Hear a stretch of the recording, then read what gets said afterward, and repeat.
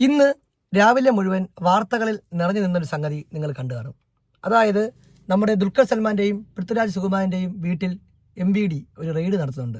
എന്നിട്ട് അവിടെയുള്ള വാഹനങ്ങളൊക്കെ പിടിച്ചെടുക്കുന്നുണ്ട്. ഇതിനെ ഫൂട്ടാൻ വാഹനക്കടത്ത് എന്നാണ് മാധ്യമങ്ങൾ വിശേഷിപ്പിച്ചത്. എന്താണ് ഈ ഫൂട്ടാൻ വാഹനക്കടത്ത്?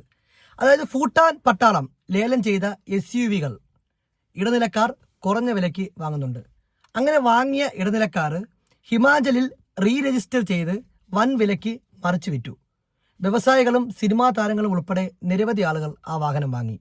കേരളത്തിൽ മാത്രം വിറ്റത് ഏകദേശം 200ഓളം വാഹനങ്ങളാണ്. ഇത്തരത്തിൽ അവിടെ ഇറക്കുമതി തീരുവ നൽകാതെ വാഹനങ്ങൾ ഇന്ത്യയിൽ എത്തിക്കുകയും അത് ഹിമാചൽ രജിസ്ട്രേഷൻ വഴി രജിസ്റ്റർ ചെയ്ത് ഇതുപോലെയുള്ള സിനിമാ നടന്മാർക്ക് കൂടിയ വിലയ്ക്ക് വിൽക്കുകയും ചെയ്തു എന്നുള്ളതാണ് ഇവർ ചെയ്ത തെറ്റ്. അത് വാങ്ങിയത് കൊണ്ടാണ് ഇപ്പോൾ ദുൽഖർ സൽമാന്റെയും പൃഥ്വിരാജ് സുകുമാരന്റെയും വീട്ടിൽ നമ്മുടെ ഉദ്യോഗസ്ഥർ പരിശോധന നടത്തിയതും ആ രേഖകളെല്ലാം പരിശോധിച്ച ശേഷം ആ വാഹനങ്ങൾ പിടിച്ചെടുത്തതും.